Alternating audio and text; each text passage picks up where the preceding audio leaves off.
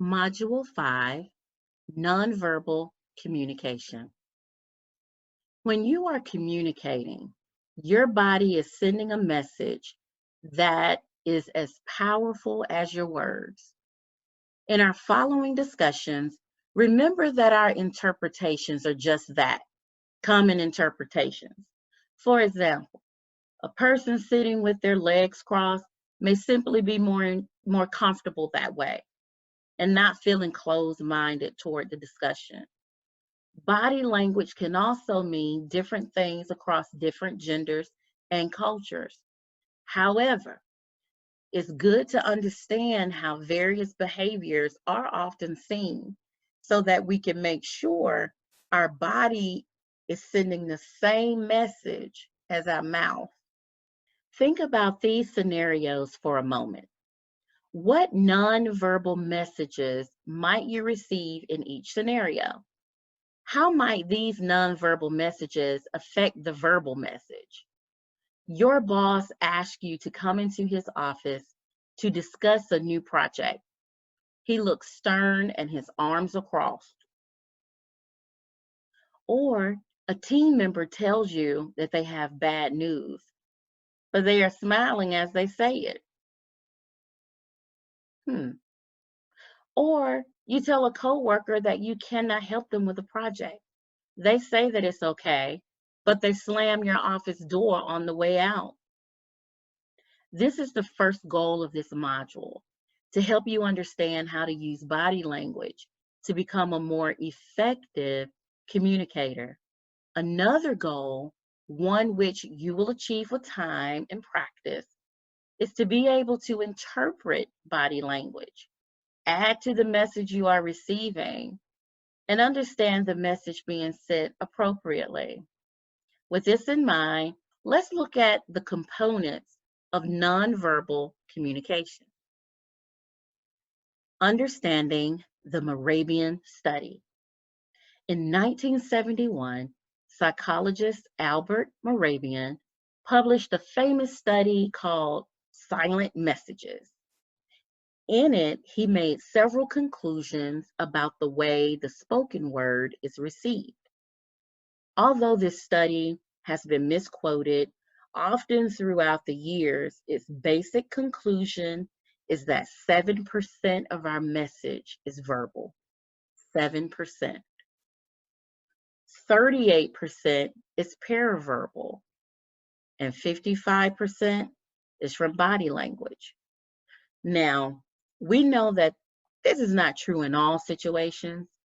If someone is speaking to you in a foreign language, you can't understand 93% of what they're trying to say. Or if you're reading a letter, you are likely to get more than 7% of the sender's message. What this study does tell us is that body language is a vital part of our communication with others. And with this in mind, let's look at the messages that our bodies can send. All about body language. Body language is a very broad term that simply means the way in which our body speaks to others.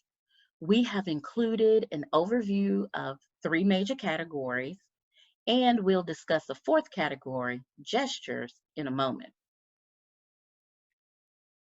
The way that we stand or sit. Think for a moment about different types of posture and the message that they relay. Sitting hunched over typically indicates discomfort or stress. Leaning back when standing or sitting indicates a casual and relaxed demeanor. While if you're standing ramrod straight, that typically indicates stiffness and anxiety. What about the position of your arms, your legs, your feet and hands? Crossed arms and legs can indicate a closed mind, while fidgeting is usually a sign of boredom or nervousness. How many of you have been told that whatever you're thinking is written all over your face? Let's talk about facial expressions. Smiles and frowns speak a million words. A raised eyebrow can mean inquisitiveness, curiosity, or even disbelief.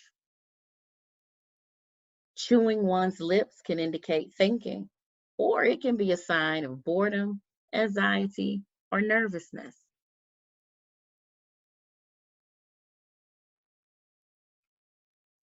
Interpreting those gestures. When you think of gestures, such as nodding your head, can be interpreted as yes, you agree. Or if you're shaking your head, no, you don't agree. When you move your head from side to side, maybe, or even shrugging your shoulders, it's often interpreted to mean you're not sure or I don't know. When your arms are crossed, people could think you're being defensive. When you're tapping your hands or fingers, it could mean that you're bored, you're anxious, or even you're nervous. And if you're shaking your index finger, well, that comes across as if you're angry. A thumbs up could mean agreement or okay. And thumbs down, that's disagreement and things are not okay.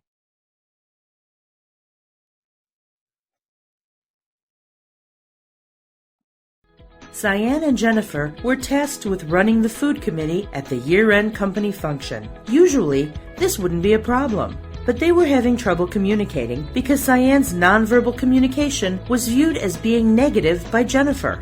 Jennifer brought up this issue to Cyanne, who immediately changed her posture and gestures and discussed her reasoning behind the nonverbal communication. She was upset with the lack of interest in the dip she organized and wasn't angry with Jennifer.